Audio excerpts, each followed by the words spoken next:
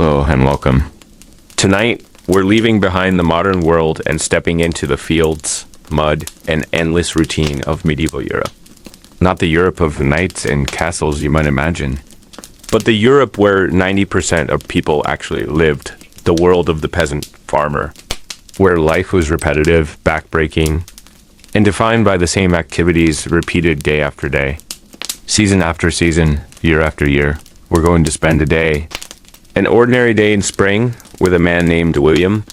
He's a villain, which means he's bound to the land he farms. He's not quite a slave, but he's not free either. He works land that belongs to his lord, and in exchange for that land, he owes labor, produce, and obedience. William is married, has 4 children, though he's already buried 2 others, and lives in a small village in the English countryside around the year 1320. There's nothing remarkable about William. There's nothing exciting about his day. And that's precisely why we're here. Because William's day is going to be boring, wonderfully, peacefully, tediously boring. The kind of boring that lets your mind relax, your thoughts slow down, and sleep gently arrive at. So settle in. Dim the lights. Get comfortable. And let's begin as William begins, in the darkness before dawn, in a house that's barely more than a hut, surrounded by the sounds of a medieval village slowly waking to face another day of endless, repetitive work. Not the first thing you need to understand about William's home is that there's absolutely nothing comfortable about it. It's a single room structure, maybe 20 feet long and 15 feet wide, with walls made of wattle and daub woven sticks, covered with a mixture of mud, straw, and dung that's been plastered over and dried. The roof is thatched, made from bundled reeds and straw, and it leaks. Not catastrophically, not every time it rains, but enough that there are certain spots in the room where you know not to place anything you don't want to get wet. There are no windows in the traditional sense. There's one small opening in the wall, maybe a foot square, that can be covered with a wooden shutter when the weather is particularly bad. Right now, in spring, the shutter is open to let in whatever light and air might find its way inside, though mostly what comes through is the smell of the midden heap just outside, where the household waste accumulates in a slowly decomposing pile that will eventually be spread on the fields as fertilizer. The floor is dirt, just packed earth that's been walked on so many times it's become hard and relatively smooth, though it's never truly dry and never truly clean. There's a layer of rushes scattered across it, changed perhaps once a month when they become too soiled and matted down. Though, honestly, it's often longer than that because gathering fresh rushes is another task and an endless list of tasks. And William's wife, Agnes, never quite gets to the bottom of that list. In the center of the room is the hearth. Though calling it a hearth makes it sound more elaborate than it is. It's simply a spot on a dirt floor where the cooking fire is built, with a circle of stones around it to contain the embers. There's no chimney. The smoke rises up and eventually finds its way out through the thatch and through the gaps in the walls. But not before filling the entire house with a gray haze that makes everyone's eyes water and has left a layer of black. Soot on every surface. The fire is burned down to embers overnight. A faint orange glow is visible in the darkness, providing the only light in the room. William can see almost nothing, but he doesn't need to. He knows every inch of this space by feel, by memory. By the 14 years he's lived in this particular house, he's lying on what passes for a bed. Wooden platform raised about a foot off the ground, filled with a mattress that's really just a large cloth sack stuffed with straw. The straw is old, compressed, and has broken down into smaller and smaller pieces that poke through the cloth in places. There's a thin wool blanket covering him and his wife Agnes, who's asleep beside him, her breathing slow and steady. The blanket smells like sheep, like sweat, like smoke, like the accumulated odors of a garment that's washed perhaps twice a year. Because wool is valuable and washing wears it out faster. William becomes aware slowly. Not from any sudden sound or urgent need, but from that internal clock that every farmer develops. That sense of when dawn is approaching, even though you can't see the sky. Can't see anything at all in the thick darkness of the house. His body knows it's time to wake because his body has been waking at this time for 30 years. Ever since he was old enough to work in the fields alongside his father, he lies still for a moment, feeling the ache in his back. There's always an ache in his back. 35 years of bending, lifting, digging, plowing, carrying has left him with a constant companion of pain that's worse some days than others. Today, it's tolerable, just a dull throb in his lower spine, a stiffness in his shoulders. He stretches slightly, carefully, trying not to wake Agnes, though truthfully, she's probably been awake for a while herself. Women wake earlier than men in the village, or at least they seem to. Always something else to do, always another task waiting. Around them in the darkness are the sounds of their household. One of the children is snoring softly. That's probably Kamas. Their eldest, whose tenant sleeps on a pallet of straw on the floor near the opposite wall. The younger children are piled together for warmth on another pallet. And from that direction comes the quiet breathing of sleep, occasionally interrupted by a small murmur or shift of position. But there are other sounds too. Sounds that would seem strange to anyone from another time but are completely normal to William. There's the rustle of movement from the far corner where the family's animals are kept. Yes, the animals live in the house. 2 sheep, a pig, and several chickens share this single room with William's family. The sheep are bedded in a corner on their own straw. The pig is in a small pen made of woven branches, and the chickens roost on a low bar that's been nailed between 2 wall posts. The animals provide warmth, especially important in winter. They also provide a distinctive smell that mingles with all the other smells of the house-human bodies that are rarely washed. Cooking smoke, the mustiness of damp straw, the earthiness of the dirt floor, and yes, the sharp tongue of animal waste. Though William stopped noticing that particular smell years ago. It's just what houses smell like. Everyone's house smells like this. It's the smell of life. One of the sheep shifts position, hooves scraping against the floor. A chicken makes a soft clucking sound, not quite awake, but stirring as the darkness begins to show the first barely perceptible signs of thinning. Of dawn approaching, though dawn is still perhaps an hour away, William sits up slowly. The movement makes his back protest, a sharp twinge that settles back into the familiar dull ache. He's wearing the same undershirt he wore yesterday, and will wear again today. A rough linen garment that was once something close to white, but has become a sort of grayish-brown that seems to be the natural color of all clothing after enough wear, and not enough washing. He pulls on his outer tunic, made of undyed wool, a long shirt-like garment that falls to just above his knees. Like everything else he owns, it's patched in several places where the fabric has worn through. His feet find the dirt floor, and the cool dampness of it comes through immediately. He owns shoes, wooden clogs with leather uppers, but he saves those for church on Sundays and for winter when the cold and mud make them absolutely necessary. For now, for most of the year, he goes barefoot. The soles of his feet are thick with calluses. Toughened by years of contact with dirt, stones, stubble, and all the other textures of the medieval world, he stands, moving carefully in the darkness, and makes his way to the door.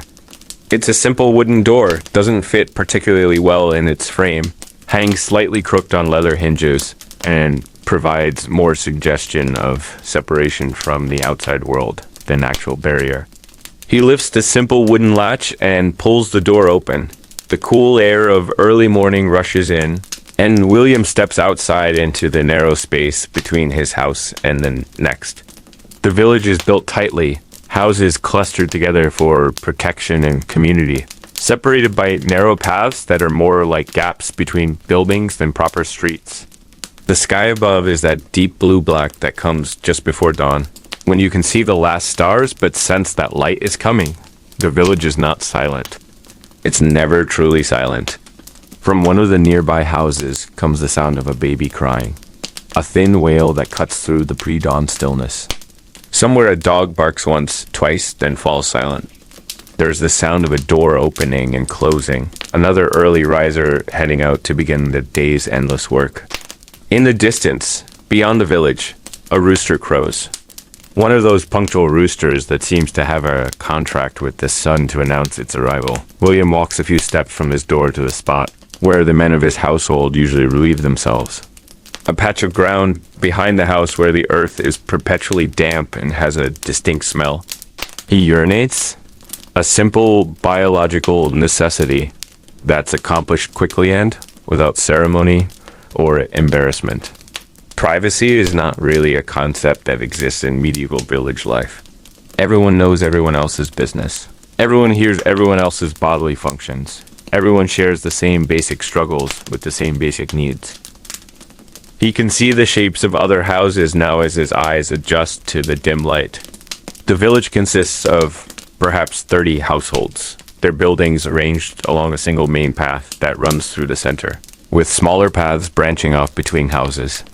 At one end of the village is the church, a stone building that towers over everything else, the only structure that isn't made of mud and thatch. At the other end is the manor house, where the Lord lives, though manor house makes it sound grander than it is. It's larger than the village's houses, built of timber rather than wattle and daub, with multiple rooms and a proper wooden floor. But it's not a castle or anything approaching luxury by the standards of nobility. Between these two poles, church and manor, lie the houses of the villains like William, the free tenants who have slightly better terms, the cottagers who have barely any land at all, the village smith whose forge is attached to his house, the miller whose house sits beside the stream where the mill wheel turns. Everyone has their place, their role, their spot in the intricate web of obligations and relationships that make up village life. William stands for a moment, breathing in the cool air, looking at the sky as it continues its slow transition from black to blue to the gray that will eventually become dawn. He's not thinking profound thoughts. He's not contemplating the meaning of existence or the structure of feudal society. He's thinking that the fields need attention, that the spring planting is behind schedule because of the rains last week, that the Lord Steward was around yesterday making notes about who owes what labor services, and William owes 3 days' work this week on the Lord's domain, the Lord's personal fields, which means his own fields will have to wait. He's thinking about work, because work is what defines his life. Work is what fills every hour from dawn to dusk, and often beyond. Work is plowing, sowing, weeding, reaping, threshing, maintaining tools, repairing fences, clearing ditches, gathering firewood, caring for animals, and 100 other tasks that never quite get finished because there's always something else that needs doing. God, Agnes appears in the doorway, wrapped in her own wool cloak against the morning chill. She doesn't say anything. They've been married for 15 years and many mornings pass without any words at all, because what is there to say? The day's tasks are known. The routine is established. Good morning would be redundant when every morning is the same. She moves past him toward the village well, carrying a wooden bucket. Water needs to be fetched, because water is needed for everything cooking, drinking, washing the few things that get washed. The well is in the center of the village, a communal resource that's also a communal gathering point, where women meet and exchange news and gossip while they wait their turn at the rope and bucket. William watches her go, her figure becoming clearer as the light increases. Then he turns back to his house, because there's work to be done before he can even begin the work that will fill the actual day. William turns away from the pail, pre-dawn light of the doorway, and steps back into the heavy, familiar gloom of his home. His eyes, though accustomed to the dimness, find little to focus on besides the shifting shapes of his world. His first duty is to the living things that share this space, the creatures whose warmth has helped keep the family's blood moving through the cold night. He moves toward the far corner, where the air is thickest with the smell of damp wool and dry straw. He reaches out, his rough palm finding the coarse, oily fleece of the two ewes huddled together. They shift, their hooves making a dry, rhythmic scratching sound against the packed earth floor. He speaks to them in a low, wordless murmur, sound more vibration than speech, as he tosses a small handful of dried fodder into their feeding trough. Then he turns to the pig pen, a simple structure of woven hazel branches tucked into the shadows. The pig is a solid, heavy presence, grunting with a wet, expectant sound. William unlatches the gate and guides the animal toward the door, watching as it trots out into the small, fenced yard to begin its day of rooting through the mud for scraps.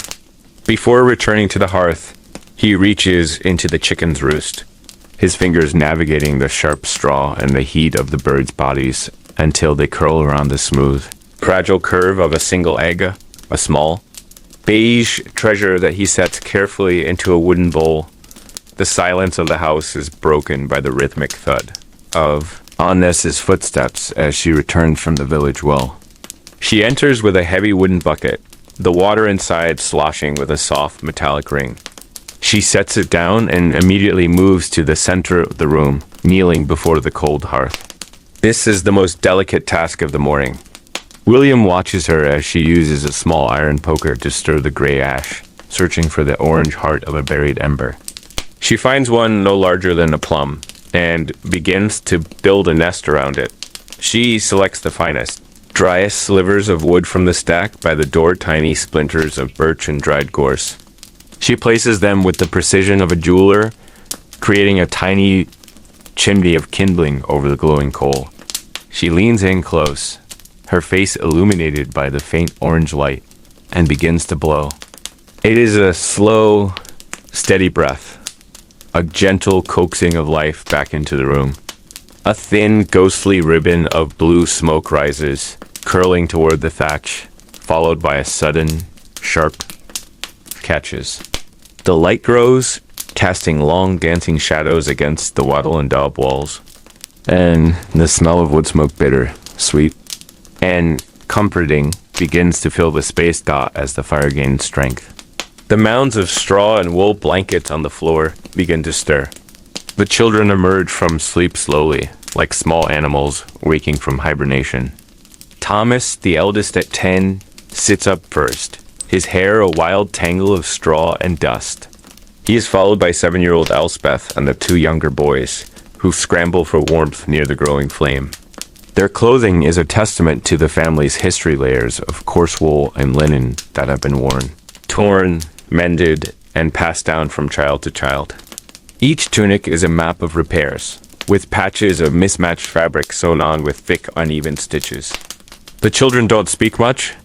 They move with a practiced, quiet efficiency, rubbing the sleep from their eyes and huddling on low, 3-leg stools or squatting directly on their heels near the heat.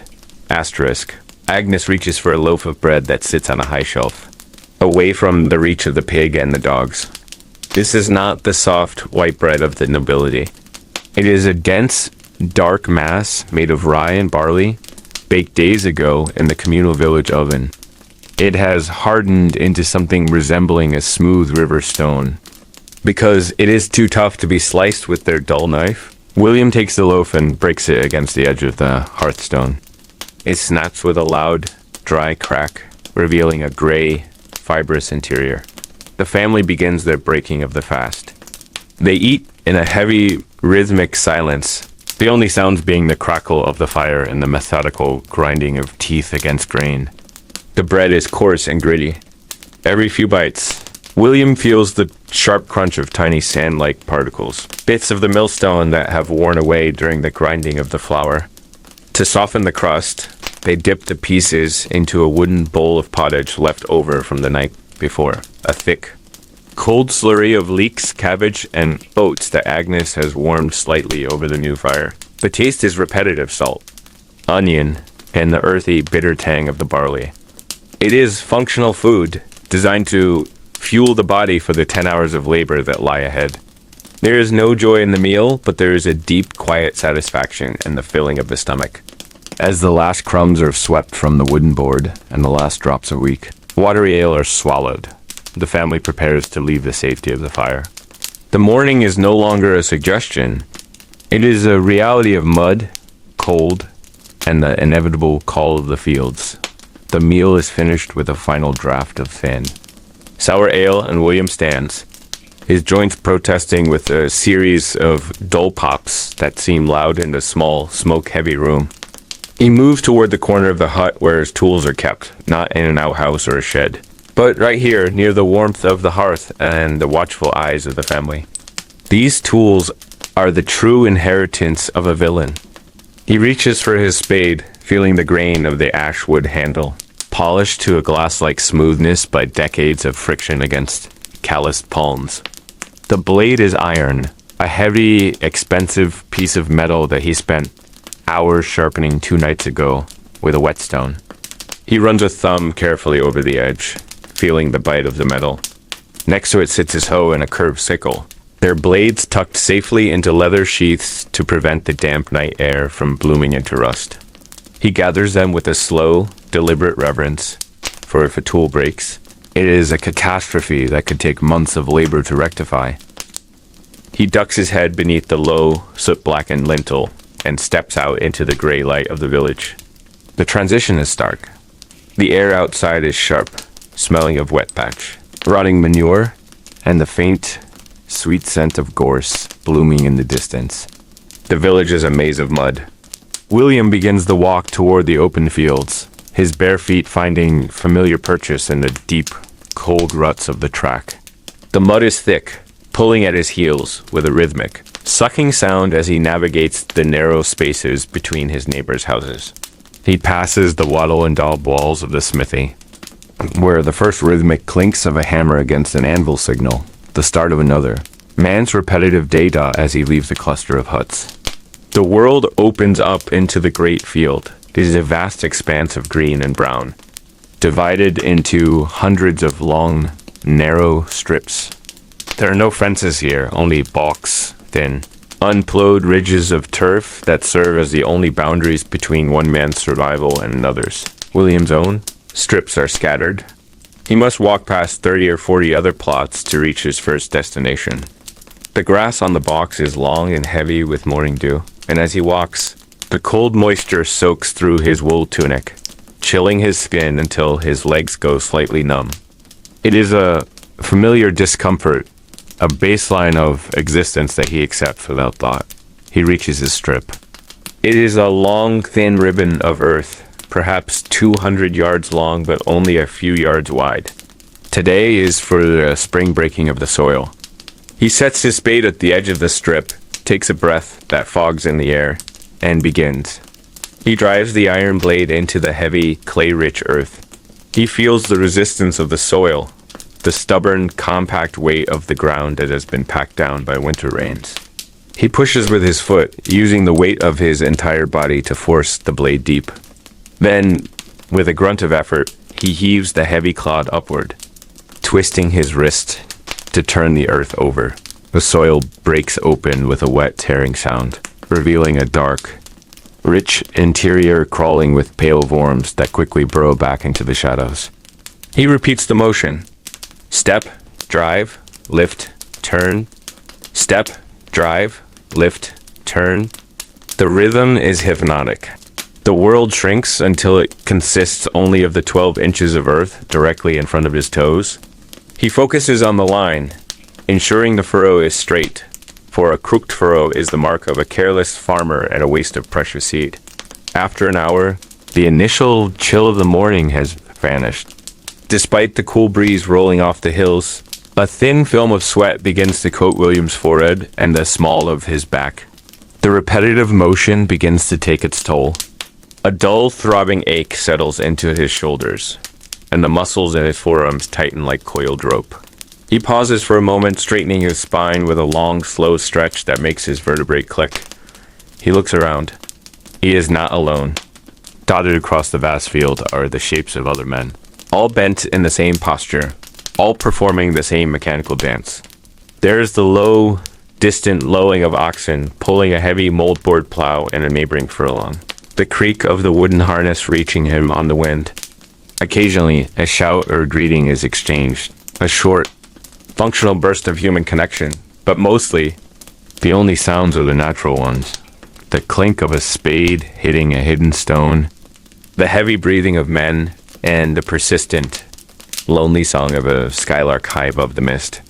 The sun finally breaks through the gray veil, casting long, watery shadows across the furrows, And William bends his back once more, returning to the endless, peaceful, soul-crushing repetition of the earth. The sun has climbed higher, burning away the last of the morning mist.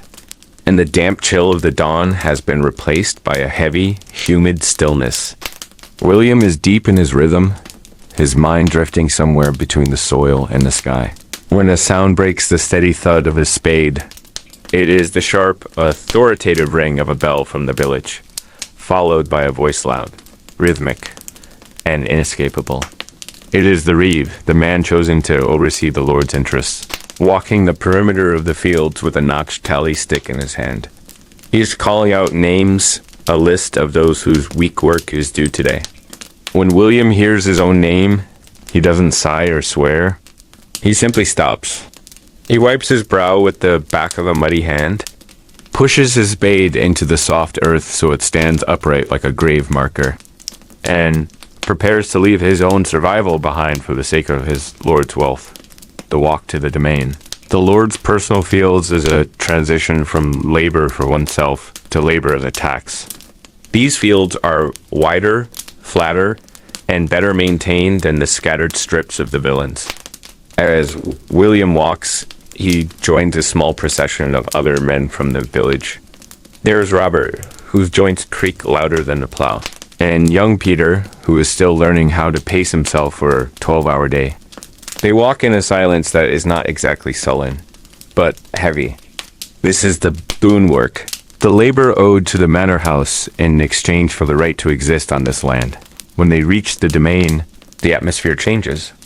On his own strip, William works with a sense of purpose, however exhausting. Here, under the watchful eye of the reeve, the work feels different, emptier. The reeve sits atop a small horse at the edge of the field, his eyes scanning the line of backs. He doesn't need to speak much. His presence alone is a reminder that if the work is deemed insufficient, fines will be levied at the next manorial court. William is assigned to a section of the domain that needs clearing of stones before the final sowing. It is a task of mind-numbing tedium. He bends, his fingers digging into the cold dirt to pry loose a flint, carries it to the edge of the field, drops it onto a growing pile, and walks back. Bend, dig, carry, drop. Bend, dig, carry, drop. The repetition is so absolute that it begins to feel like a trance. He's working land that he will never benefit from. The wheat that grows here will be locked in the Lord's granary or sold to a distant town. Not a single grain will find its way into William's pottage. Alongside him are men he has known every day of his life. They work in a long, slow line, their shoulders rising and falling in a mechanical synchronization. Occasionally, a low murmur passes between them, a comment on the quality of the soil or a brief mention of a sick child, but for the most part, the only sound is the heavy breathing of men and the occasional clack of stone hitting stone. There is a muted resentment in the air, a quiet bitterness that bubbles just below the surface, but it has nowhere to go. There is no rebellion here, only endurance. To William and his neighbors, this is not an injustice to be fought. It is a law of nature, as certain as the rising of the sun or the turning of the seasons. The priest in the stone church tells them every Sunday that God has ordained a place for every man, the noble in his hall, the priest at his altar, and the peasant in his field. To question the reeve is to question the Lord, and to question the Lord is to question the divine order of the world itself. So William keeps his head down. He feels the ache in his lower back sharpen into a stinging heat, and he watches the shadow of the reeve's horse lengthen slowly across the dirt, waiting for the sun to reach its zenith so he can finally stop. If only for a few minutes to eat. The sun has finally reached its peak, hanging like a heavy brass coin in the center of the vast, pale sky. There are no bells here in the far reaches of the domain, but the body knows. The shadows have retreated, shrinking, until they hide directly beneath the feet of the weary. As if by a silent signal, the rhythmic thud of spades and the clatter of stones cease. The silence that follows is sudden and profound, broken only by the heavy, ragged breathing of men whose lungs are filled with the dust of the Lord's earth. William wipes his hands on his tunic. though the cloth is already so saturated with grime that it only smears the mud into his skin. He turns toward the edge of the field, his legs feeling heavy, as if the very soil he's been working is trying to pull him back down into its depths. Asterisk there, walking along the dusty track, is Agnes. She moves with a steady, practiced gait, balanced by the weight of a woven basket and a small, stoppered earthenware jug. She is not alone. A dozen other women and children are fanning out across the fields, carrying the fuel that will keep the village's labor force moving for another 5 hours. When she reaches William, no words are exchanged. There is no need for them. She simply hands him the basket and the jug, her eyes meeting his for a fleeting second, a quiet acknowledgement of shared endurance before. She turns to sit on the sun-baked grass. Nearby, William finds a small patch of shade beneath a gnarled hawthorn tree at the field's edge. He sinks down, his knees cracking with a sound like dry kindling. The relief of sitting is so sharp, it almost feels like pain. He opens the basket to find more of the same dark, dense rye bread from the morning, but now it is joined by a small, thumb-sized wedge of hard cheese, pale, salty, and smelling of the damp cellar where it was stored. He breaks a piece of the bread, the crust resisting his grip, and chews slowly. His mouth is dry, coated in the fine silt of the fields, making the coarse grain feel like sawdust against his throat. To wash it down, he reaches for the jug of small ale. This is the lifeblood of the medieval world, because the local streams are often tainted by the runoff of the village midden heaps and the upstream tanneries. Water is a gamble that few are willing to take. This ale is weak, cloudy, unfiltered, and fermented just enough to kill the pathogens, but not enough to cloud the mind. It tastes of fermented oats and bitter herbs, thick and yeasty, more like liquid porridge than the clear brews of a later age. As he drinks, he feels the cool liquid cut through the dust in his throat, providing a fleeting burst of calories and a momentary numbing of the senses. Around him, the field's edge is dotted with similar scenes. Men sit in clusters of 2 or 3, their backs pressed against the rough bark of trees or the cool stones of a boundary wall. Some stare blankly at the horizon, their eyes glazed with the peasant stare, that hollow, meditative look of a man whose mind has retreated inward to escape the demands of the body. There is a low murmur of conversation, short, clipped sentences about the weather, a lame ox, or the price of salt, but mostly there is just the sound of chewing and the rustle of the wind through the unplanted. Furrows. William leans his head back against the hawthorn trunk, closing his eyes. He can feel the heat of the sun on his shins and the throb of the pulse in his weary arms. In this brief window of stillness, the fatigue truly settles in, seeping into his marrow. He knows that in less than 20 minutes, the reeve will stand, the horse will stir, and the invisible weight of the Lord's domain will descend upon his shoulders once again. This rest is not a luxury. It is a necessary maintenance, a brief pause in a life defined by the gravity of the earth. He savors the last crumb of cheese, letting the salt linger on his tongue, and waits for the inevitable call to return to the dust, the brief respite of the midday. Meal evaporates as quickly as the dew in the morning sun. The reeve's voice cuts through the stillness, a sharp, flat command that signals the end of rest. William stands, his muscles having stiffened in the short time he sat. He feels like an old, dry hinge being forced open.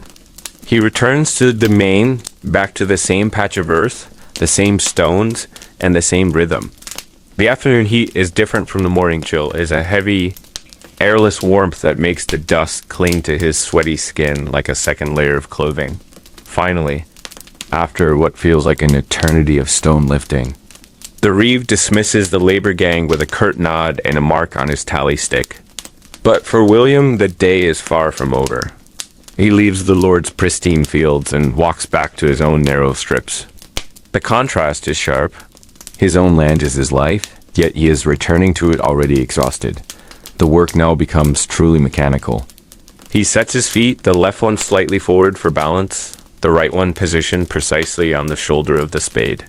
He leans in, driving the blade at a 30-degree angle into the clay. He feels the resistance, the stubborn grip of the roots. With a grunt, he heaves. He doesn't just lift. He tosses the shovelful with a flick of his wrist, turning the clod so the grass is buried in the dark. Nutrients are exposed. Drive. Lift. Turn. The motion is so repetitive, it begins to feel like a religious litany. His shoulders are no longer just aching. They are screaming with a dull, throbbing heat, and the palms of his hand, thick with calluses though they are, begin to sting from the constant friction of the ashwood handled dot as his body enters this state of mechanical autopilot. His mind begins to drift, untethered by the boredom of the task. He thinks about the miller man with a reputation for dishonest scales, and the 2 sacks of grain he still owes for last month's grinding. He wonders if the brown hen in the house will last the night. She's been drooping her wings and refusing her feed. If she dies, that's 1 less egg a day, a tiny but sharp blow to the family's meager diet. He calculates the seed in his mind, visualizing the leather sacks in his hut. Is there enough to finish this strip? Or will he have to beg a loan from his brother-in-law, a debt that would hang over him until the harvest? His thoughts shift to Thomas. The boy is 10 now, getting taller, his limbs losing their childhood softness. William wonders if it's time to pull him away from Amos's side and the light chores of the house to bring him here. To the fields, to start the long, slow process of hardening his back for a lifetime of this. He feels a momentary pang of something not quite sadness, but a heavy recognition, knowing that this dirt is all his son will ever know. Time in the afternoon doesn't flow. It drips, slow and thick like honey. Each hour feels longer than the one before it.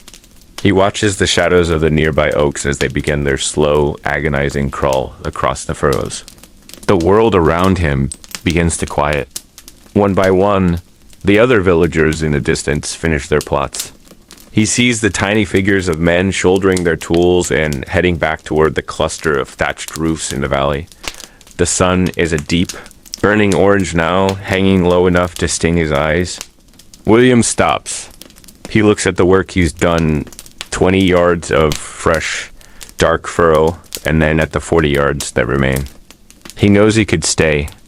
He could work until the light is completely gone and his hands bleed. But he also knows that tomorrow will be the same. The earth will still be here. The hunger will still be here. There's no victory in exhausting himself to the point of collapse today when the cycle begins again at dawn. He cleans the blade of his spade with a handful of dry grass, shoulders his tools, and begins the long, slow trek home, his shadow stretching out before him like a giant made of dust. The walk back to the village is a slow, heavy-footed march. Each step vibrates through William's shins, a dull echo of the 1,000 times he drove his spade into the clay.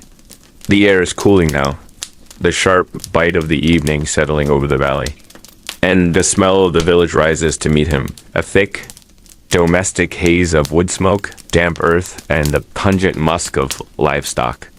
As he nears his cottage, the fatigue isn't just in his muscles. It's a weight behind his eyes.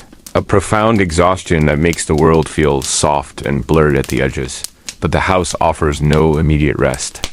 For a peasant, the end of the field work is simply the beginning of the homework.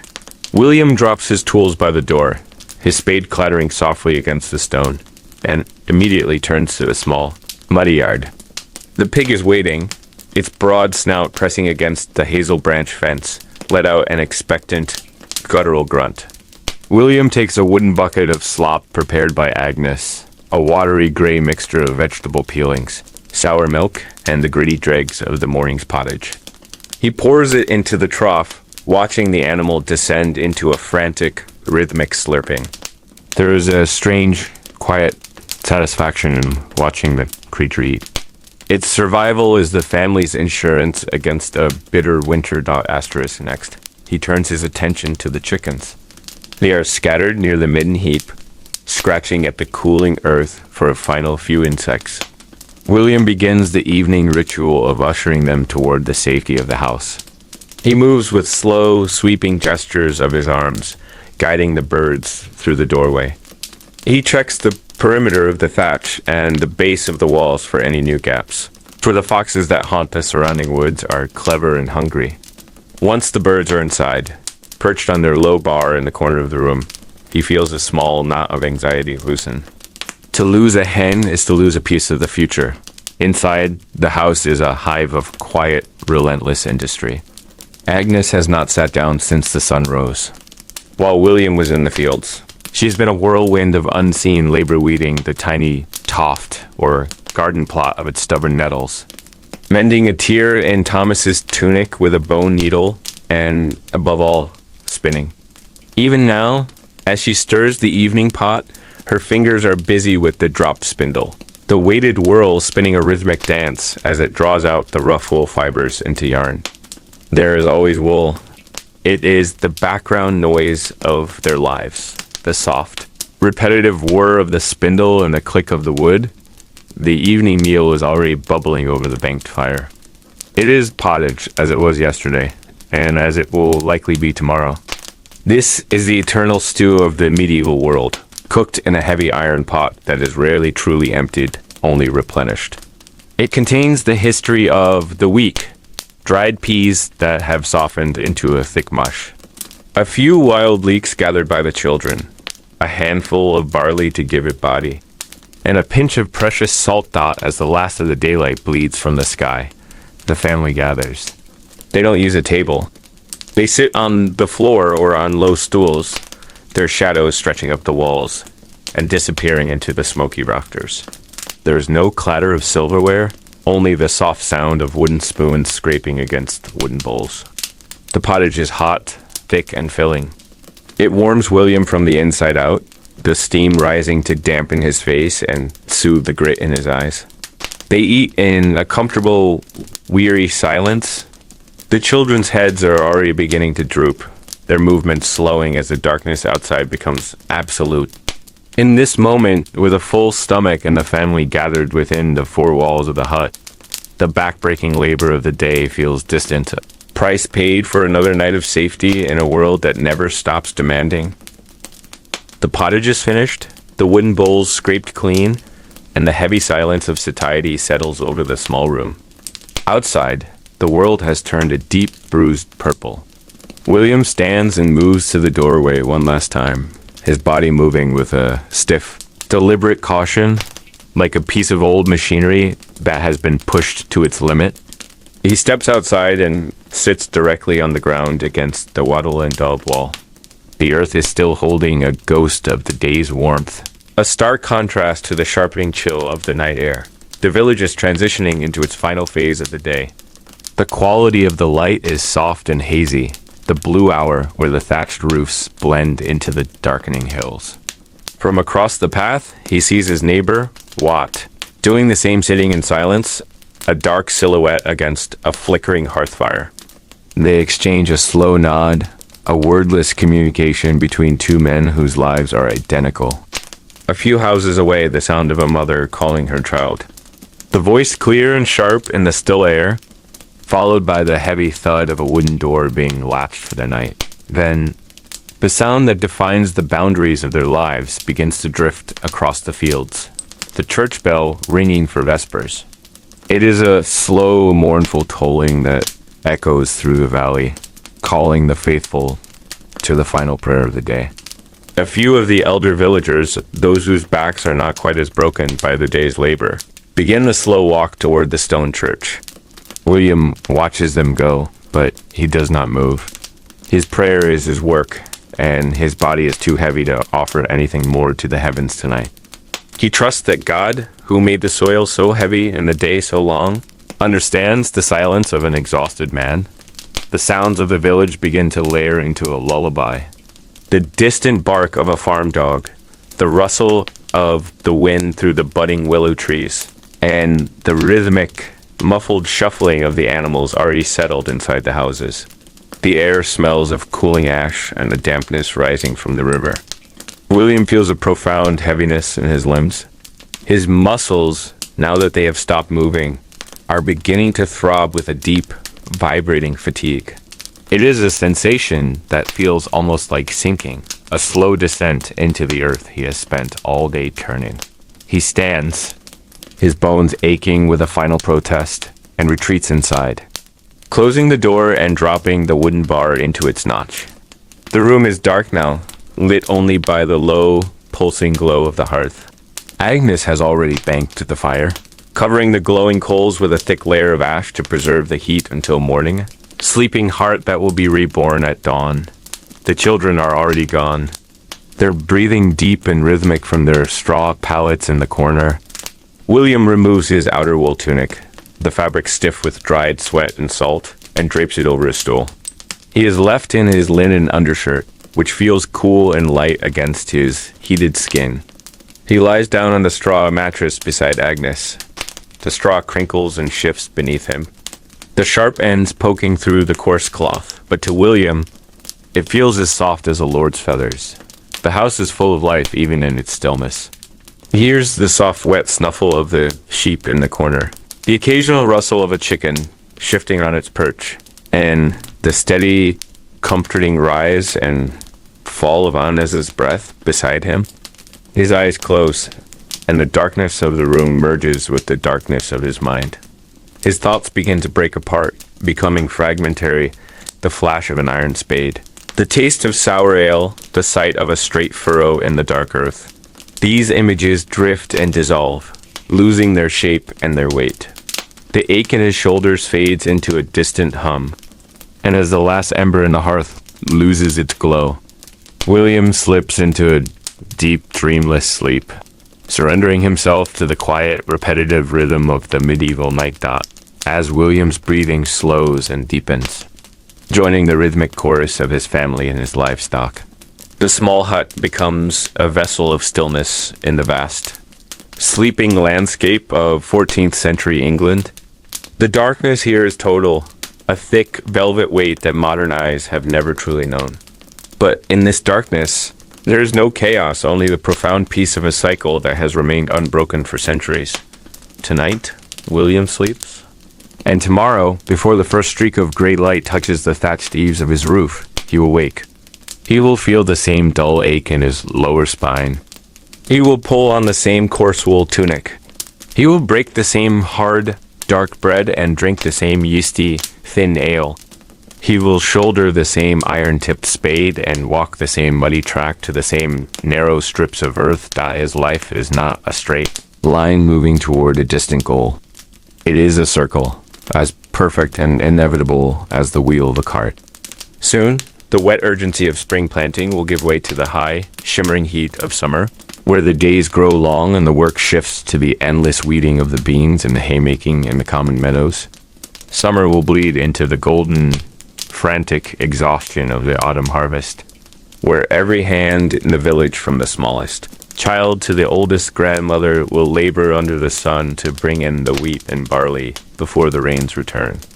Then comes the winter, the dead time, where the world shrinks to the size of the hearth fire, and the days are spent threshing grain in the dim light of the barns or mending tools by the smoky glow of the embers dot, and then the cycle will begin again.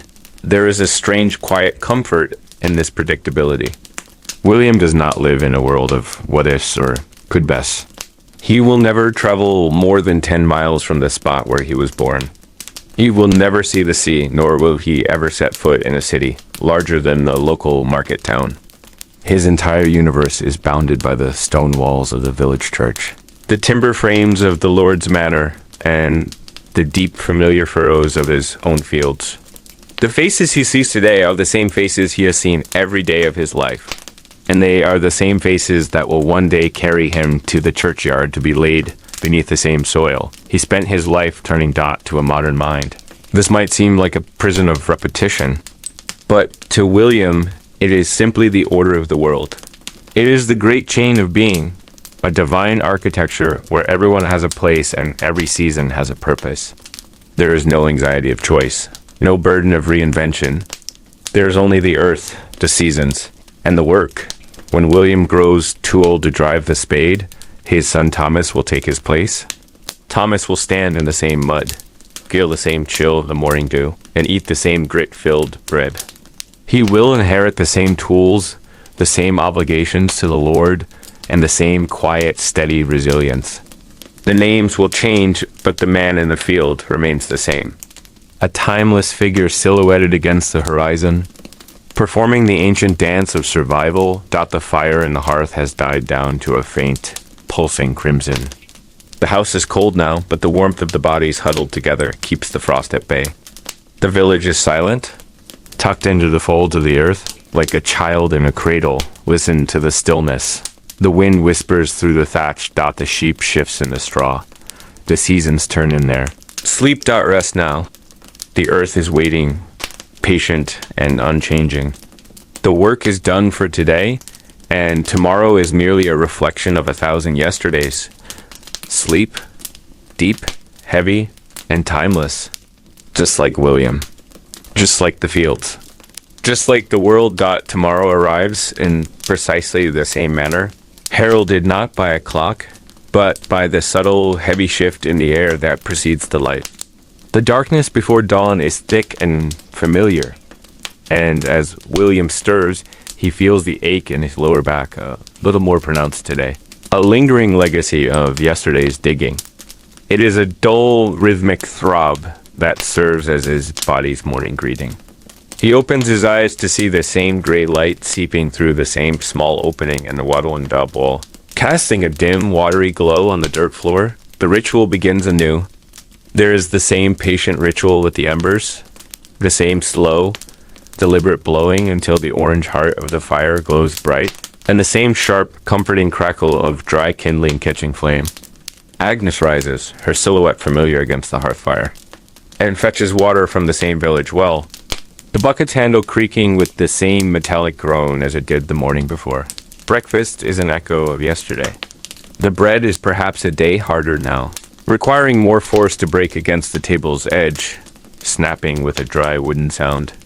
The pottage is slightly thinner, as more water was added to the iron pot to stretch the remains of the week's vegetables.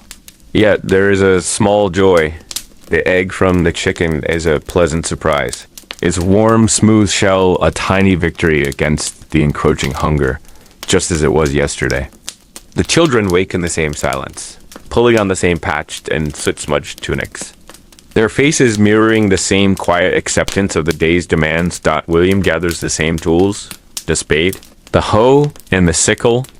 He feels the familiar weight of their handles, the wood polished to a mirror-like smoothness by the grip of his own calloused hands and the hands of his father before him. He ducks beneath the low lintel and walks the same path, his feet finding the same ruts in the village mud. The dew is on the same blades of grass, soaking the hem of his tunic in the same cold, creeping line. Today the world is slightly quieter. He is not required for the Lord's demesne, as that feudal obligation has been fulfilled for the week. He is free to work his own land, yet the work itself is indistinguishable. It is the same thrust of the iron-tipped spade, the same resistance of the heavy clay, and the same slow, incremental progress down the long, narrow strip of his field. The sun follows the exact same arc across the vast English sky, and as the heat rises, William's mind follows the same wandering, fragmentary paths. He thinks of the same things. The grain he owes the miller, the health of the sickly chicken, and the coming Sabbath when he can finally sit in the cool stone of the church.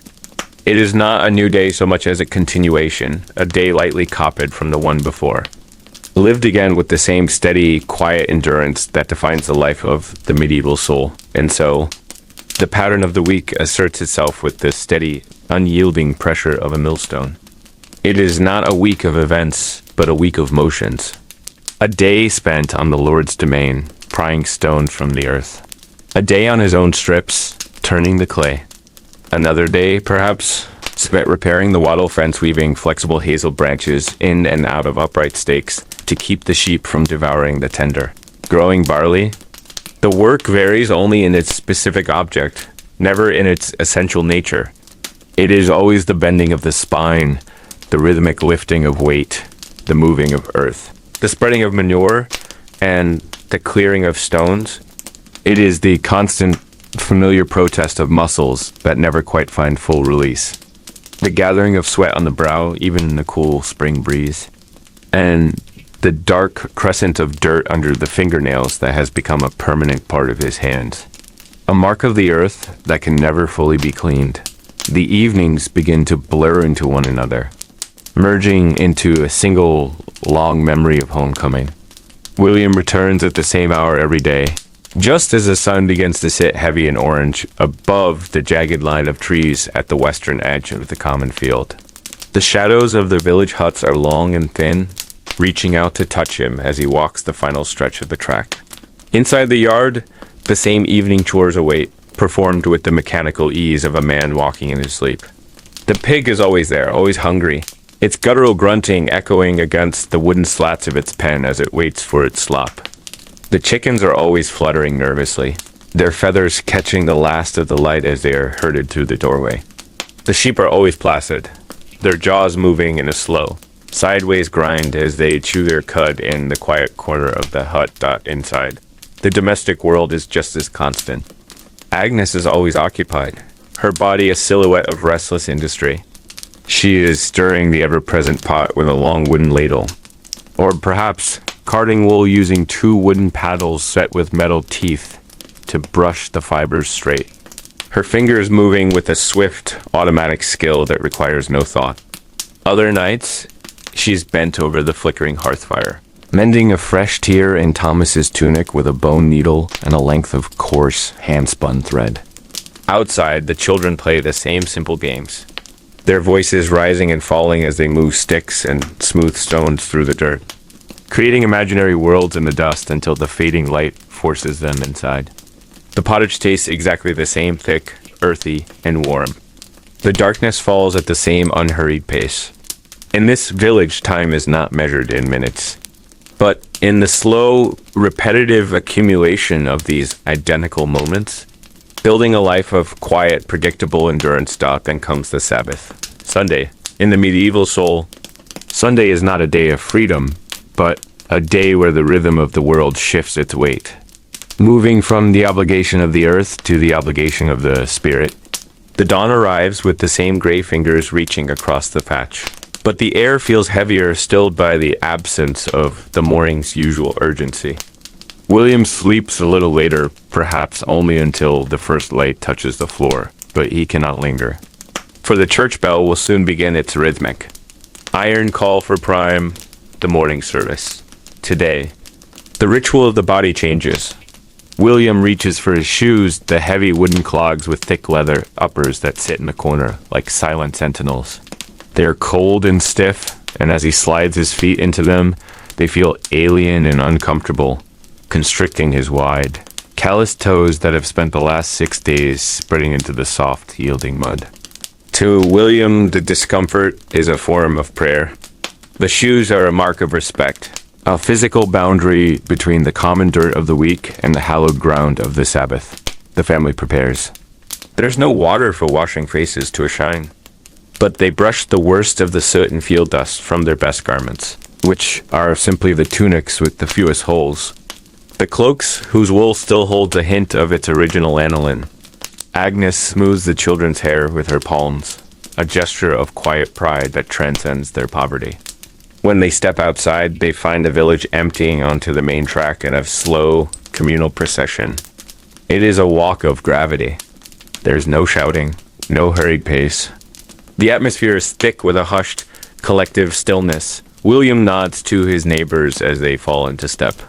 He sees John the Smith, whose massive forearms are perpetually stained with the deep ingrained blackness of forge. He sees Henry the Miller, who walks with a certain air of prosperity that makes the others watch him with a mixture of quiet dependence and inherited suspicion. He sees old Marjorie, a woman whose face is a map of the village's history. Having outlived 2 husbands and all of her children, her back bent into a permanent curve by 70 years of harvest. They do not talk of much. They simply walk, a line of shadows moving toward the only stone building in their world. They file into the church. The interior is a cavern of cold, damp air that smells of ancient stone, damp earth, and the heavy, cloying scent of tallow candles made from rendered animal fat. The light is dim, flickering against the lime-washed walls. At the front, the priest begins to speak, his voice rising into the rafters in a stream of rolling, incomprehensible Latin. To William, these sounds are not information. They are an atmosphere. He understands perhaps one word in 20 Dies Sanctus, Amen, but the meaning of the words is secondary to their weight. He knows exactly when to stand, when to cross himself, and when to kneel on the hard, cold floor, following the collective movement of the backs in front of him, like wheat swaying in the wind. The service stretches on for over an hour, a long, rhythmic chant that anchors William's life to the heavens. He looks up at the small, high windows and feels the profound order of things, the Lord in his manner, the priest at his altar, and the villain in his field. Each is a link in a chain that cannot be broken. It is not a system to be questioned. It is the divine architecture of existence, as solid and unquestionable as the stone pillars surrounding him. Afterward, as the congregation spills back out into the pale Sunday light, there is a brief, precious window of time. The men gather near the churchyard wall, leaning their weight against the stones. There are no sports today, no games to distract the mind. Their leisure is a quiet thing. They talk of the weather, which is the only topic that truly matters, a shared meditation on the rain. The newly planted seed, and whether the treacherous spring frost has truly passed. This is the extent of their rest, standing together, talking of the work they are not currently doing. Then they return home. The midday meal is slightly better. Perhaps Agnes has saved a small piece of salt-cured bacon rind to drop into the pottage, giving the watery broth a hint of fat and smoke. The afternoon is a strange, hollow time. William sits on a stool outside his door, his hands resting empty on his knees. To a man whose life is defined by the resistance of the spade and the weight of a stone, doing nothing feels uncomfortable, almost unnatural. His fingers itch for the handle of the tool. His mind, stripped of its tasks, feels restless. By the time the shadows begin to lengthen and the evening bell rings, William feels a quiet, secret relief. Tomorrow is Monday. Tomorrow, the known world of work will resume. Tomorrow, he can return to the earth, and the familiar, comforting burden of the cycle will begin again. The weeks turn with the slow, inevitable rotation of a great wooden wheel. The damp, cold uncertainty of early spring fades, replaced by a deep, pulsing vitality that rises from the earth itself. The narrow strips of land William so painstakingly turned and seeded now transform. The dark soil is pierced by 1,000 tiny, hopeful spears of green. Barley and rye push through the crust of the world, reaching for the lengthening sun. But for William, this beauty brings no rest. The work merely changes its form, shifting from the heavy violence of the spade to the relentless surgical precision of the hoe. The plow is put aside, leaning against the inner wall of the hut, its iron blade coated in a protective layer of animal fat. Now begins the back-breaking battle against the weeds. William moves down the long rows of his strips, bent double, his eyes locked on the ground. The weeds, dock, nettle, and thistle are aggressive and stubborn, competing with his family's survival for the nutrients in the soil. He swings the hoe with a rhythmic, measured stroke, the blade slicing through the base of the unwanted plants. It is a slow, methodical march. Step, strike, pull. Step, strike, pull. The sun is higher now, no longer a pale disk, but a bright, stinging weight in the sky. The air is thicker, humming with the drone of flies that cluster around William's face and the salt-cured wool of his tunic. The sweat does not merely bead. It flows, soaking into the fabric of his shirt until it sticks to his back like a cold, wet hand. Even the smallest members of the household are drafted into the war against the weeds. Little John, only 5 years old, spends his days on his hands and knees in the toft beside the house. His small fingers stained green as he pulls handfuls of chickweed from among the cabbages dot as the days grow longer. The burden of labor expands to fill every available minute of light. In the medieval world, an earlier dawn simply means an earlier start to the ache. The tasks multiply. The fences, made of woven hazel and hawthorn, require constant mending where the hungry village livestock have pushed through in search of the tender grain. The ditches, those vital veins that drain the excess water from the fields, must be cleared of the choking spring growth to prevent the soil from turning into a swamp during a summer storm that then comes the great communal labor of the Lord's hay meadow. It is a time of intense shared exhaustion. All the men of the village gather, standing in a long line at the edge of the tall, flowering grass. Together, they move in a perfect, sweeping synchronization. The long scythes whistling through the air before the thwack of the blade meeting the stalks. The grass falls in sweet-smelling swaths. The scent of clover and timothy grass filling the valley, thick enough to taste. It is harder, more frantic work than the quiet solitude of the spring. But the underlying rhythm remains unchanged. Wake in the dark. Work until the body hums, eat the same simple fare. Work until the light fails, and fall into the same dreamless sleep. The pottage in the evening pot grows slightly thicker now, enriched by the first early peas and broad beans from the garden. Their sweetness a brief, bright contrast to the earthy rye. The memory of the hunger gap, those lean, terrifying weeks of late winter when the granaries were empty, begins to fade. It is replaced by the heavy, humid fatigue of early summer. The world is green, the sun is fierce, and William continues his long, slow journey through the season, one weed and one furrow at a time. Midsummer arrives, and with it, the world seems to hold its breath. The fields have transformed into a rippling, waist-high sea of green and gold, a vast expanse of barley and rye that shivers and sighs with every passing breeze. The intense, back-breaking labor of the weeding is done, and for a brief moment, the work shifts from the active to the preparatory. It is the time of maintenance, of tending to the small things that sustain life. William spends his afternoons in the shade of the eaves, repairing his tools for the violence of the coming harvest. He works on his sickle, the iron blade dull and nicked from last year's use. He carves a new handle from a sturdy piece of ash wood, fitting it to the tang and binding it tightly with strips of raw, soaked leather. As the leather dries in the summer heat, it will shrink and tighten, creating a grip as solid as the bone in his own arm dot above him. The house demands its own tribute. He and Thomas climb a rough-hewn ladder to the roof, their hands navigating the dry, brittle reeds of the thatch. They find the spot that leaked during the last thunderstorm, and with patient, rhythmic movements, they layer new bundles of reeds over the old, pinning them down with hazel spars. It is quiet work, punctuated only by the occasional grunt of effort and the dry rustle of the straw. While the men tend to the structures, the village forest becomes the domain of the women. Agnes and the other wives spend long, humid hours in the dappled light of the woods, their fingers stained a deep, indelible purple from gathering wild berries and early nuts. Their voices rise and fall in a steady, melodic hum, a tapestry of village news.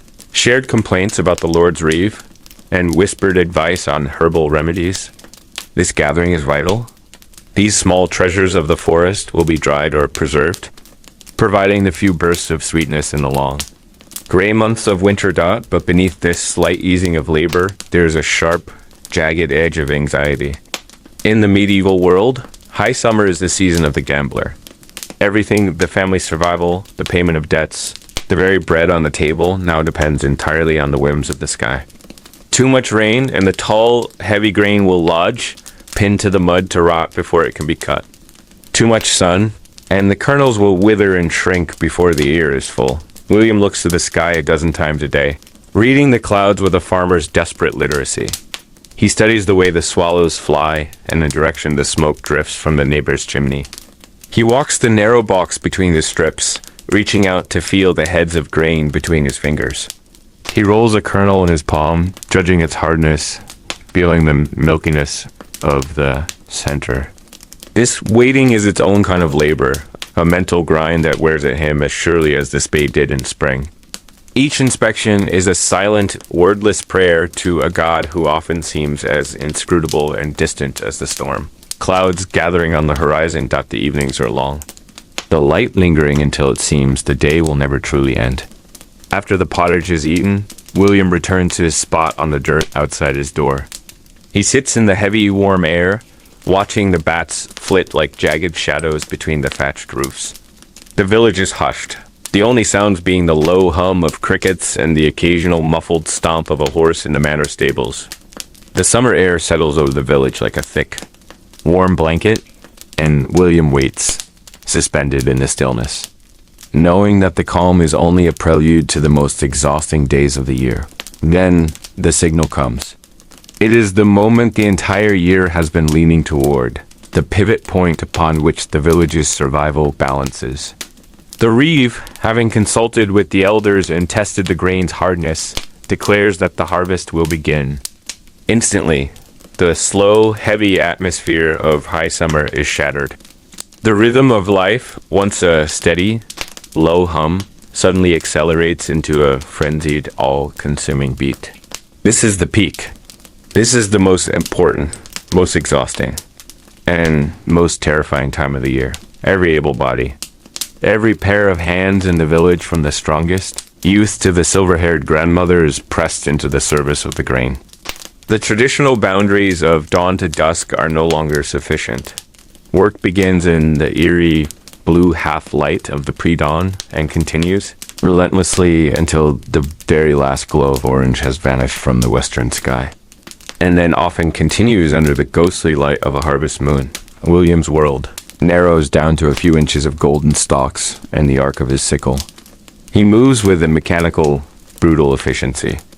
He reaches out with his left hand, grasping a bundle of the dry, brittle stalks, then swings the curved iron blade with his right in a short, powerful pull.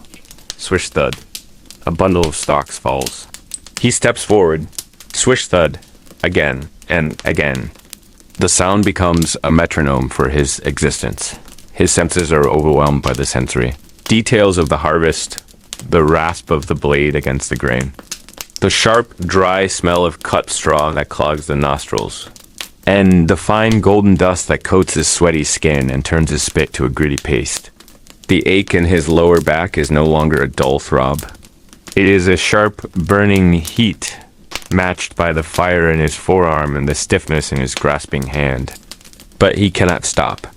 To stop is to invite disaster. Agnes and the older children follow directly in his wake, moving through the stubble. They gather the fallen stalks into heavy bundles, tying them into sheaves with a practiced twist of straw. Their movements are a mirror of William's bend, gather, tie, stack. Bend, gather, tie, stack. The sun is a furnace, beating down on their necks, turning their tunics into heavy, salt-stained weights. There is no true rest. They eat their meager bread and hard cheese in the field, squatting in the dirt for only as long as it takes to swallow, their eyes never leaving the horizon. To rest is to gamble with the clouds. To rest is to let a sudden storm steal the bread from their children's mouths. This is the village at its most unified, yet its most strained. They move like a collective wave across the great field, finishing one-man strips before moving to the next. In this shared labor, there's a deep sense of community, but the pressure is immense. The air is thick with more than just dust. It is thick with the tension of survival. Tempers fray under the relentless heat. There are sharp, jagged words exchanged over a missed bundle or a crooked stack. Accusations are thrown about who is working too slowly or who is leaving too much gleaning behind. But these sparks of anger are quickly swallowed by the overwhelming singular need to get the crop into the safety of the barns for days on end. This is all that exists: the metronomic swing of the sickle, the heavy stacking of sheaves, and the slow, creaking journey of the carts as they carry the bounty toward the village. It is a time of profound, soul-deep fatigue, where the body feels as if it might simply break apart under the strain. And yet, beneath the exhaustion, there's a fragile, hopeful satisfaction growing in William's chest, as the golden piles in the barn grow higher. The shadow of winter grows a little less dark when the last golden sheaf is finally carted from the field, and the great open strip stand as a jagged landscape of dry stubble. A different kind of fatigue settles over the village. It is a weary, bruised satisfaction, the relief of a soldier who has survived the heat of battle.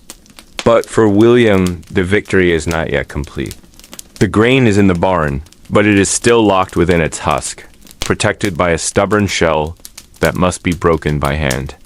Now begins the season of the threshing, a task defined by its relentless, vibrating monotony. William stands on the threshing floor, a hard-packed area of earth, swept clean and dried until it is as solid as stone. He and the other men take up their flails, ancient tools consisting of two heavy wooden sticks joined by a supple leather hinge.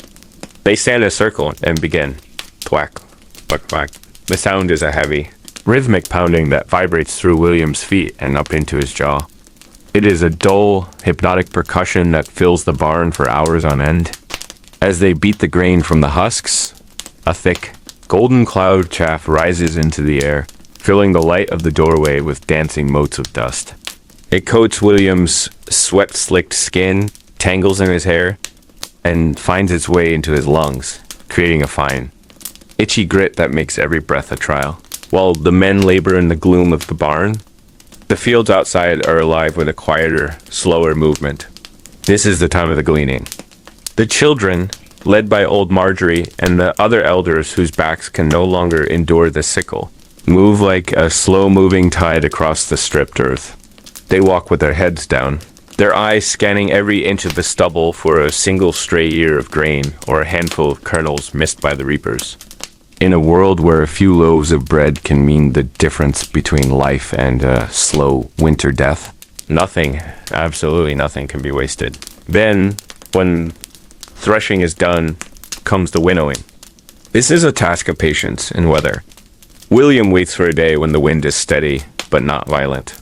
He takes a wide, shallow wooden basket or a large fork and tosses the mixture of grain and chaff high into the air.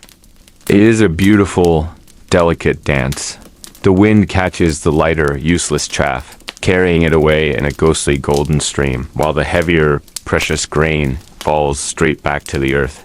Over and over, he repeats the motion, his arms aching from the constant lifting until a pile of clean, polished grain begins to grow at his feet. The literal, physical fruit of a year's worth of sweat and prayer. The measuring of the grain is a somber, calculated ritual. A significant portion is immediately set aside for the Lord's rent and the church's tithe. Another portion, perhaps the most vital, is sealed away as seed for next year's planting. To eat the seed corn is to commit slow suicide.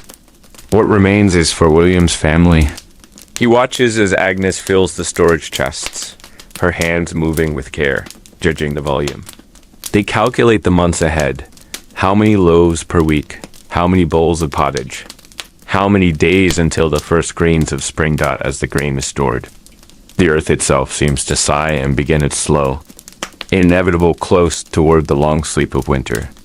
The fields are open to the village livestock, the sheep and cattle wandering through the stubble to graze on the remains.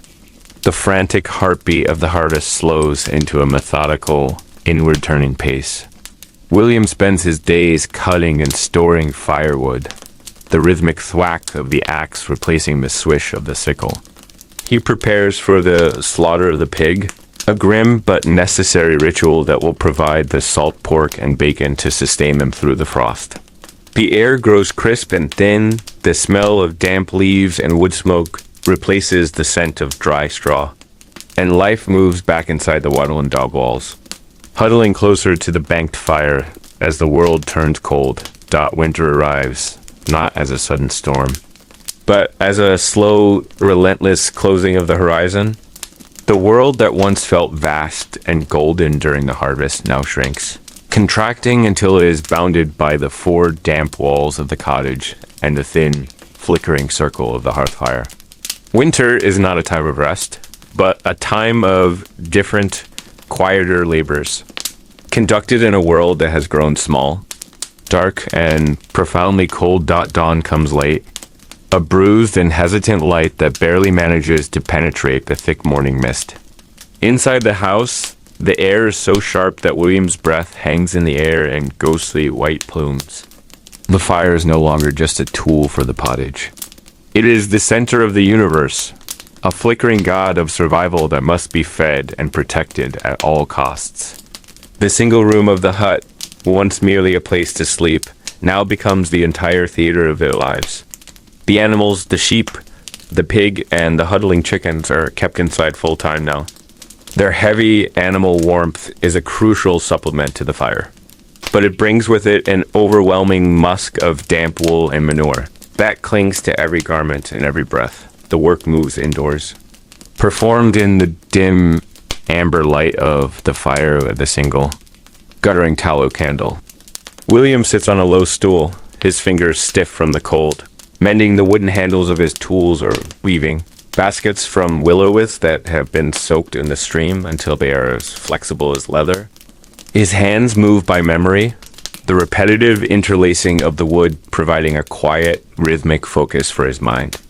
Agnes, as always, is the engine of the household. She spins constantly, the soft, hypnotic whir of her drop spindle becoming the permanent soundtrack of the winter days. The children's world is even smaller. They are tasked with the endless preparation of the winter pottage, their small hands chapped and red as they chop the last of the woody turnips and the hard stored beans. The diet has become a study in monotony. The bread, made from the very last of the autumn flour, grows coarser and darker as Agnes begins to mix in ground peas or even dried acorns to stretch the precious grain. Each meal is a calculated subtraction from their remaining stores, a slow counting down toward the hope of spring. Despite the cold, William still must face the outside world. He wraps himself in his heaviest wool cloak, the fabric smelling of old smoke and lanolin, and ventures out into the biting air.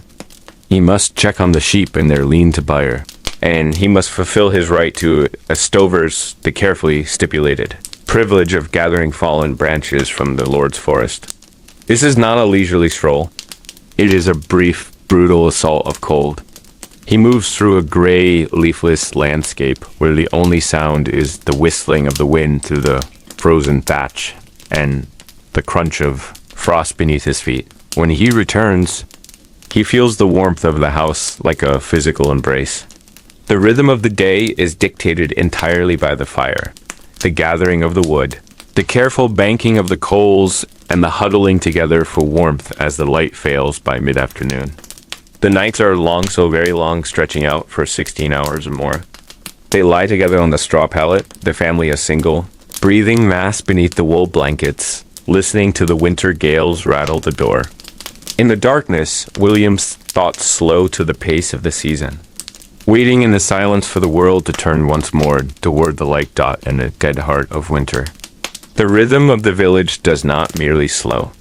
It settles into a deep frozen stasis, a pulse so faint it is almost imperceptible. The vibrant, chaotic world of the harvest is long gone, buried under a blanket of frost and a sky the color of cold iron. Time, which once raced with the sun, now drips like slow, thick sap. The days are short, mere bruises of light between long, suffocating nights, and the only markers of passing time are the high, holy days of the church, the solitary beacons that pierce the midwinter gloom. And comes Christmas, the great hinge of the winter. It arrives as a profound shock to the senses. The church bell rings with a clarity that only freezing air can provide, summoning the village to the midnight mass. Inside the stone walls, the collective breath of the huddled congregation rises like incense toward the rafters.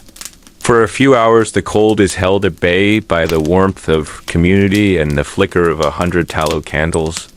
The lord of the manor, in a tradition as old as the fields themselves, opens his great hall to his tenants. William sits on a heavy oak bench, the heat of the massive central hearth stinging his cheeks.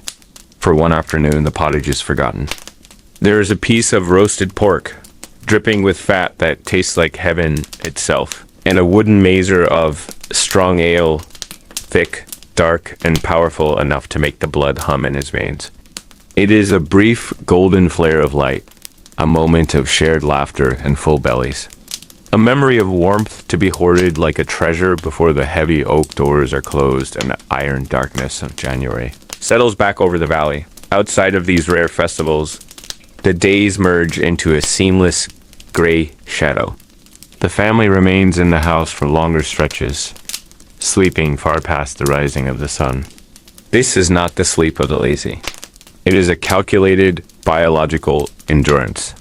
They sleep to conserve the calories in their dwindling grain sacks. They sleep to stay beneath the heavy wool blankets where the body's heat is trapped. They sleep because the world outside offers nothing but the bite of the wind.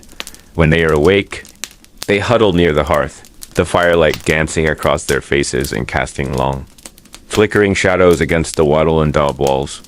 This is the season of the voice.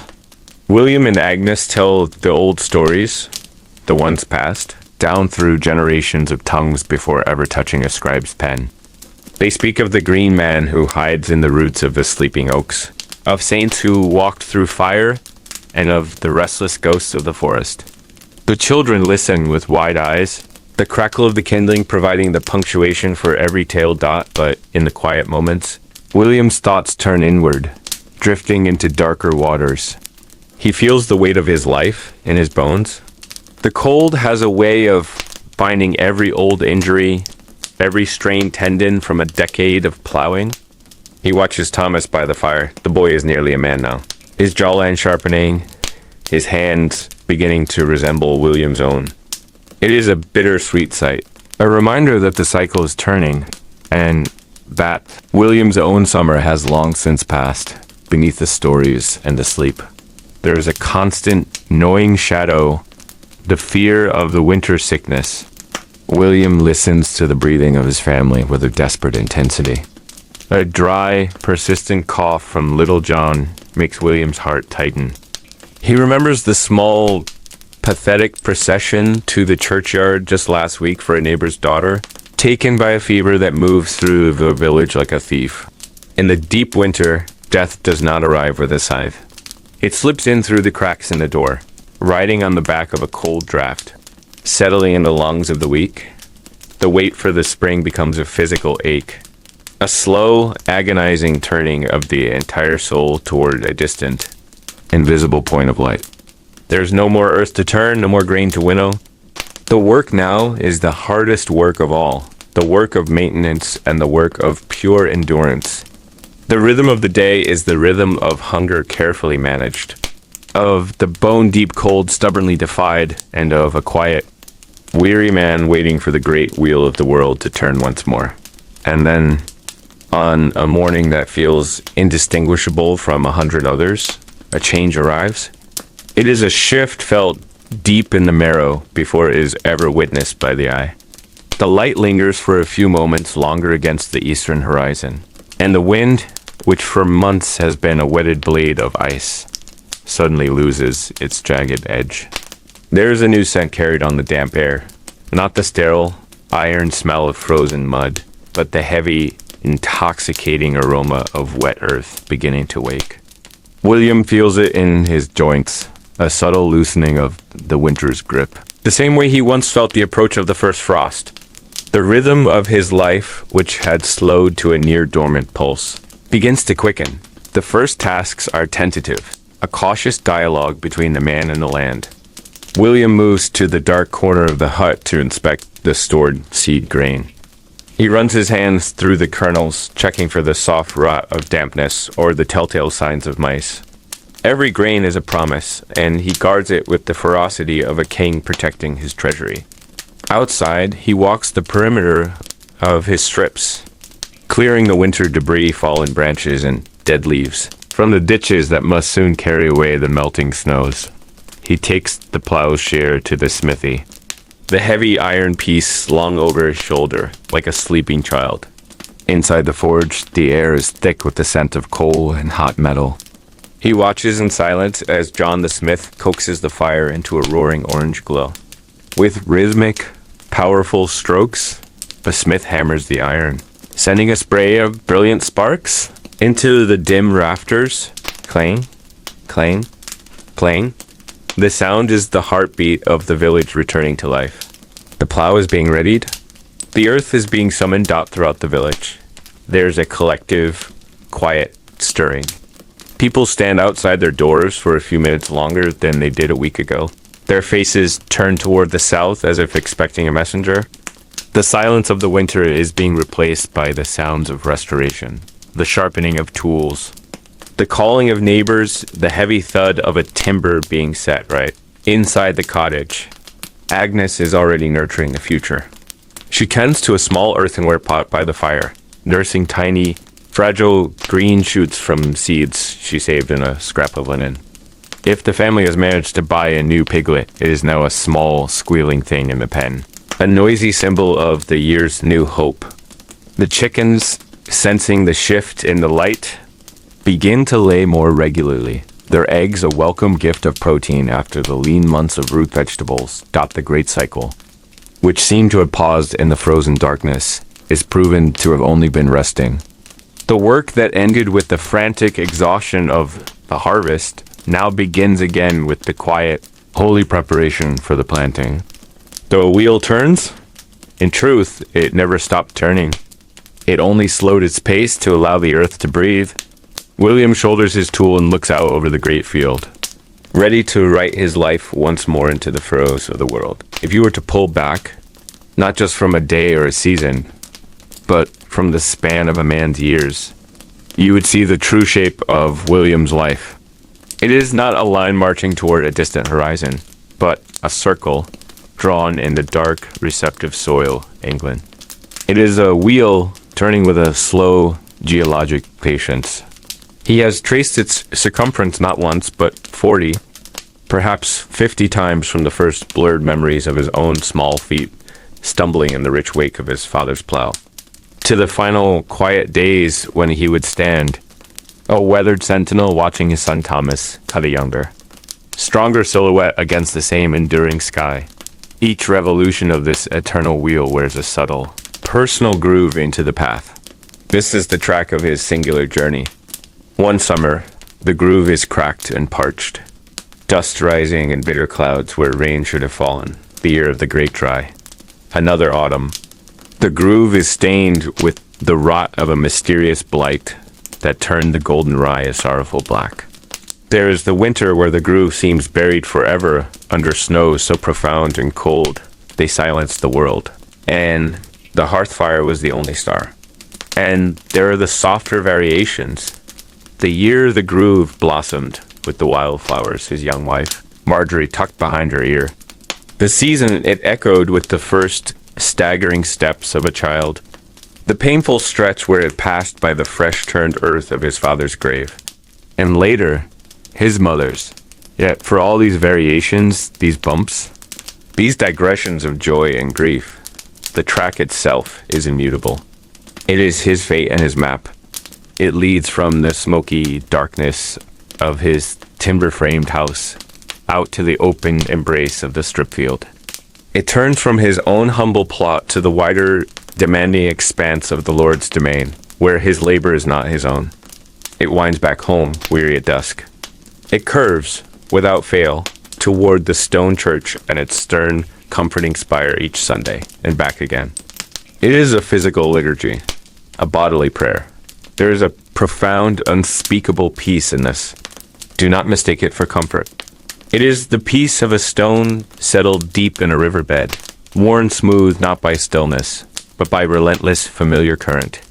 It is the peace of knowing your place in a vast, intricate order. In a world where the true terrors are the formless ones, the spectral panic of pestilence that walks invisible, the yawning maw of famine, the chaotic thunder of war, this predictability is a fortress. His feet know every root and stone of the path, even in pitch dark. His hands, gnarl-knuckled and etched with dirt, know the exact heft and balance of the ash-wood handle of his hoe. His body, though it protests with a symphony of aches, knows the deep muscle memory of the work, the swing, the stoop, the lift. His soul knows, without question, its threefold anchor, his duty to the family that breathes beside him in the night, his obligation to the Lord whose land he walks upon, and his awe of the God whose sky arches above it all. William will be born, live, and die within the sound of the same church bell. Its call will mark his waking, his rest, his prayers, and his final passing.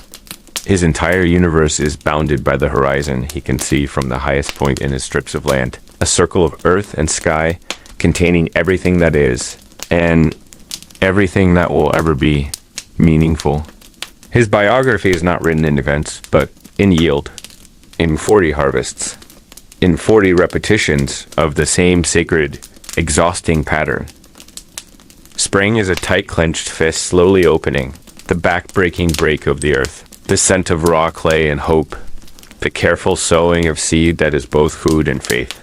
Summer is a long green struggle, fighting the relentless advance of weeds, watching the sky with a farmer's desperate piety, feeling the sun bake the very marrow. Autumn is the climax and the reckoning, the swift, communal reaping with blades flashing, the triumph of the full cart, the Lord's share, the family's portion, the seed saved for the next turn of the wheel. Winter is the long exhale, a time of mend and make, of hushed stories by the fire, of bones healing, of waiting, while the earth beeps beneath the frost. Gathering strength to begin the dream all over again. Its rhythm is the meaning. The repetition is the story. It is a story without a conventional climax, because the climax is not an event, but a return. The joy is in the survival of the cycle itself. So listen now to this story of endless, peaceful, mundane repetition. The same wooden bowl in the same hands, season after season. The same taste of coarse bread and pottage, summer and winter. The same specific ache in the lower back every planting. The same blister that forms in the same spot every harvest. The same sunrise, painting the same cloud formations in familiar hues of rose and gold. Over the same crooked line of oaks, let your modern mind, frantic with change and paralyzed by choice, settle into that older, slower, deeper beat. Let its noise fade. There is no chaos here. There is only the field. There is only the work. There is only the patient turning of the season, and the reliable, deep, soothing rhythm of a life lived in cycle, without true beginning or end, part of something so much larger than itself, that it becomes eternal. Forever the same, forever the same, forever the same.